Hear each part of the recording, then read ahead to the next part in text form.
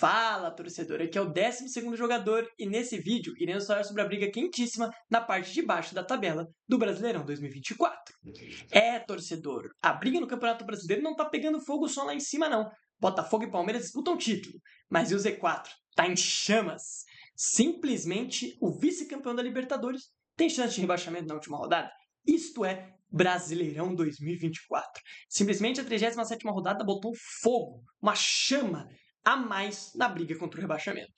O Atlético Paranaense precisava de uma vitória simples contra o Red Bull, ou até um empate, caso a vitória do Fluminense acontecesse, o que aconteceu, para rebaixar o Red Bull e se colocar na Série A, garantir não só ele, como o Flu e o Galo. Aliás, a torcida do Fluminense até comemorou quando o Atlético Paranaense empatou o jogo, mas durou pouco a comemoração, porque na sequência quase, o Red Bull fez o segundo gol, ampliou, venceu por 2-1, né, e basicamente se colocou nessa disputa. Se o Red Bull empata ou perde hoje, estaria matematicamente rebaixado para a segunda divisão, algo que aconteceu com o Criciúma após a vitória do Fluminense e do próprio Bragantino. O Atlético Paranaense estacionou nos 42 pontos, o Red Bull é o primeiro da zona de rebaixamento com 41 e o logo em sequência é o Fluminense com 43 e logo na sequência o vice-campeão da Libertadores, Atlético Mineiro, com 44. Vou explicar aqui como basicamente funciona para que o Galo caia, para o torcedor do Atlético. Tem chance, as chances estão baixas, mas existe sim a possibilidade. Na última rodada, o Atlético Mineiro enfrenta o Atlético Paranaense em casa, dentro de seus domínios, lá em Minas Gerais. Não sei se ainda na Arena MRV. Creio que não, por conta lá da punição da final da Copa do Brasil. Então, creio que não. E enfrenta esse Atlético Paranaense também na zona da degola. Então não vai ser um jogo nada fácil, vai ser uma briga de foice danada para ver quem se evita. Caso o Atlético Mineiro perca para o Atlético Paranaense, o Fluminense arranca um empate contra o Palmeiras no Allianz, o que eu acho muito difícil de acontecer, e o Bragantino vença o Criciúma, acho muito plausível, o Galo, vice-campeão de Copa do Brasil e de Libertadores, pode estar na Série B em 2025. Planejamento pífio, erros grotescos da diretoria do Galo, é um absurdo. O Atlético, com todo o dinheiro que tem hoje em dia, com todos os investimentos, com o time com Hulk, Paulinho, Scarpa, entre outros, estar brigando por rebaixamento. Tudo bem, o Milito focou nos mata-matas, o Galo teve essas prioridades, mas não ganhou nenhum, mas simplesmente abandonou o brasileiro. O Atlético Mineiro abandonou o Campeonato Brasileiro. Inacreditável. E nesse momento está correndo risco de cair. Absurdo isso. Um time com Scarpa, Hulk, como eu disse, possível pensar que esses caras brigariam por rebaixamento. E tem chance de brigar por rebaixamento. Arana, jogador de seleção, gente, brigando para cair no brasileiro. Né? Absurdo. O planejamento do Galo, tudo deu errado nesse final de temporada do Galo. O torcedor do Galo viu o ápice em 2 finais, e nesse momento pode acabar na segunda divisão, por causa de um futebol pífio, uma má vontade dos jogadores no Campeonato Brasileiro. Essa que é a pura verdade.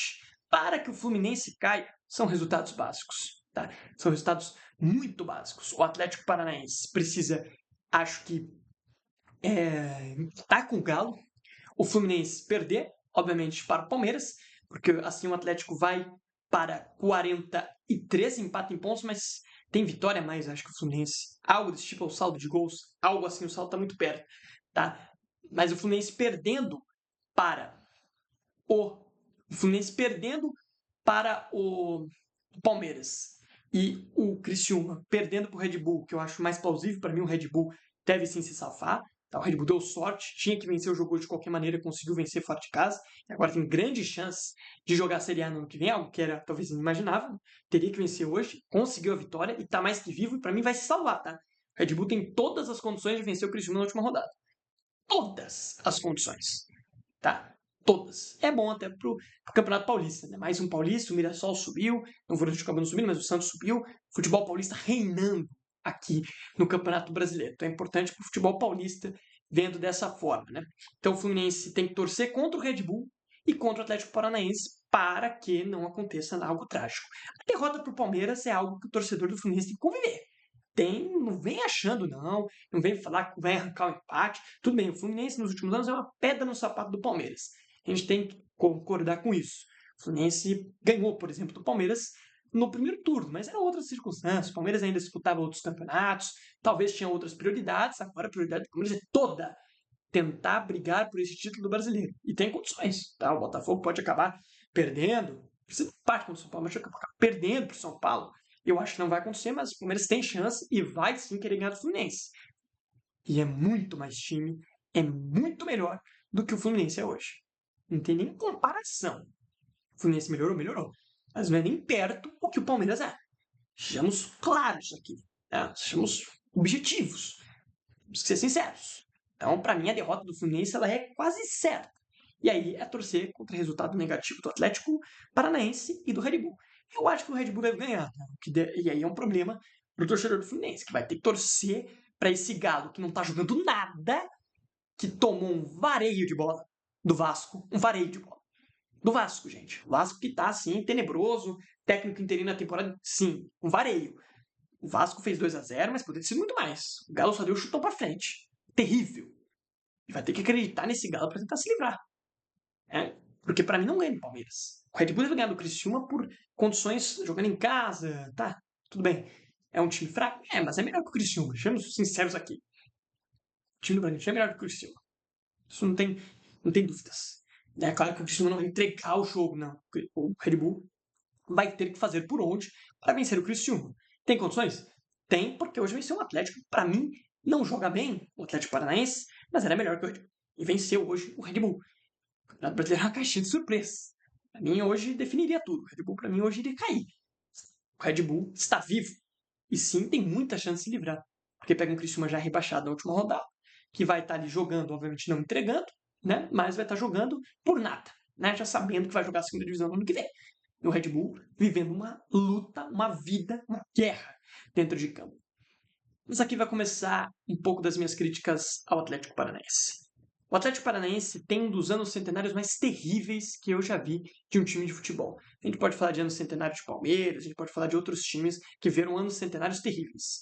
Mas o do Atlético Paranaense é inimaginável, na minha visão, porque é um time que era muito bem administrado, era uma referência de administração na mão do Petraglia, uma referência. O Atlético nos últimos anos ganhou a Copa do Brasil, chegou a outra final, chegou a 2 finais de Sul-Americana, o time vende e revende, compra, revende jogadores. Excelente administração. Mas o ano centenário do Atlético Paranaense é uma coisa assombrosa, porque é um erro atrás do outro. O ano começa tudo errado lá em 2024 ainda, quer dizer, lá em 2023 ainda, quando o time não pega a vaga da Libertadores 2024. Perde na última rodada a vaga, eu acho que para esse próprio Bragantino, inclusive, na última rodada.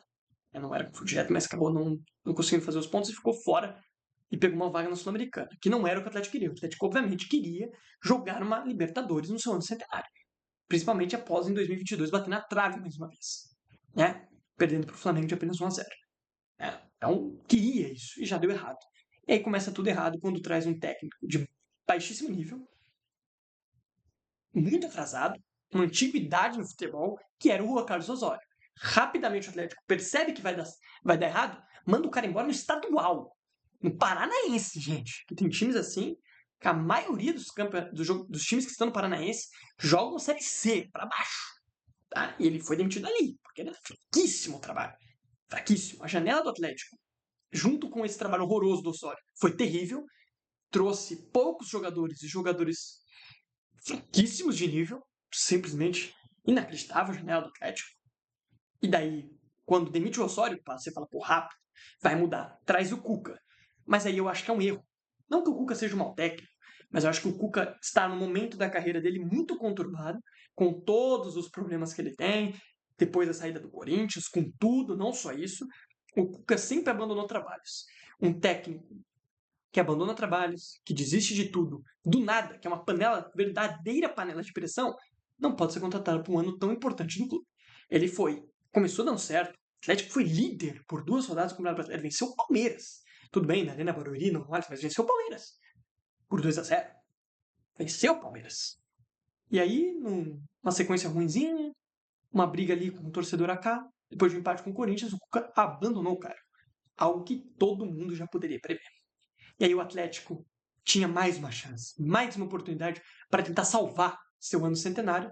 Simplesmente foi lá e jogou tudo no lixo. Contratou um cara que era auxiliar técnico do Pesolano, técnico que foi do Cruzeiro na Série B e estava lá no Real Valladolid, do Ronaldo, na Espanha. Trouxe esse cara. para comandar o Atlético no ano mais importante da instituição até então. Estável de referência de gestão para uma gestão porca.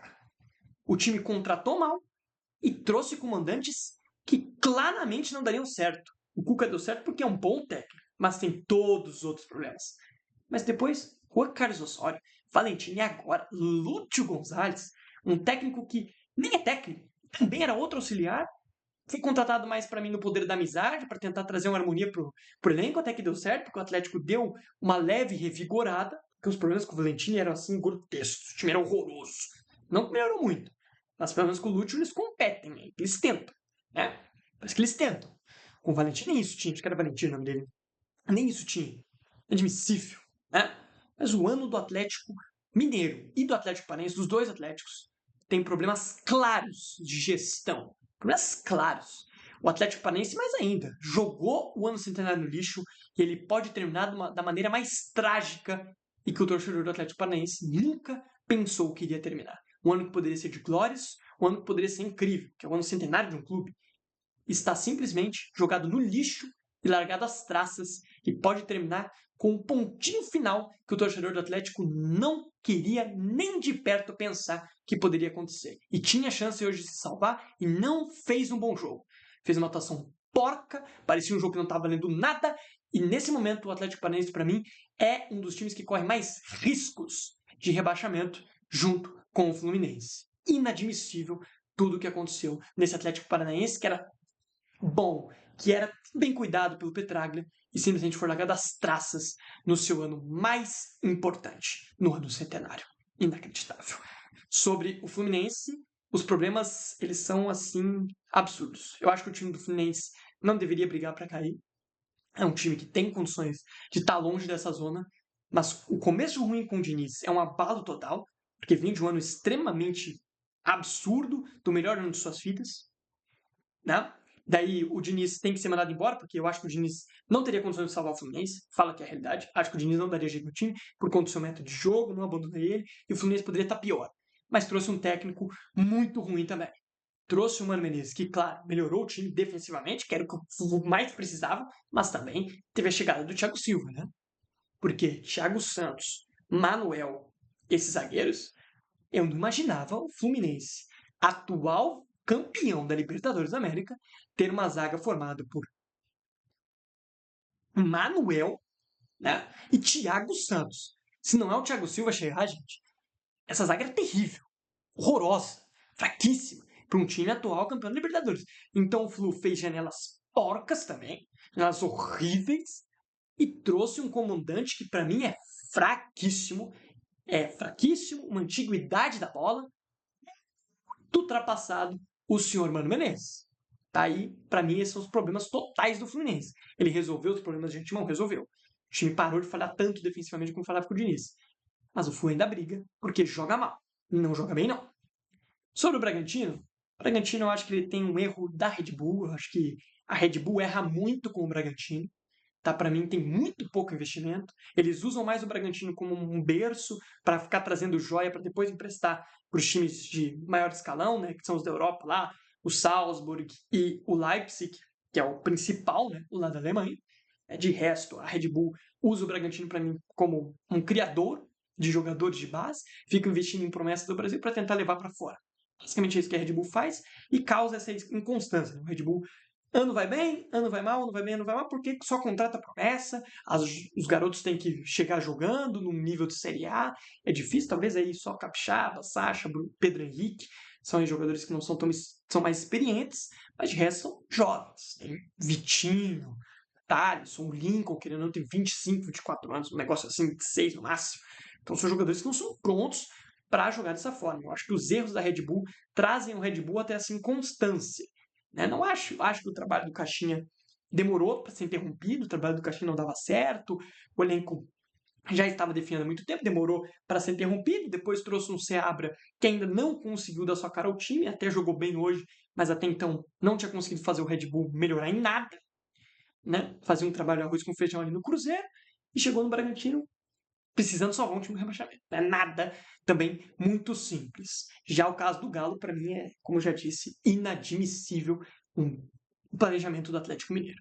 Inadmissível, como eu disse lá no início do vídeo. E aí, torcedor, o que você acha que vai acontecer nessa reta final de Campeonato Brasileiro? Quem cai? Fluminense? Bragantino? Atlético Paranaense? Ou vice-campeão da Libertadores? Deixa aqui nos comentários, deixa seu like no vídeo e até uma próxima.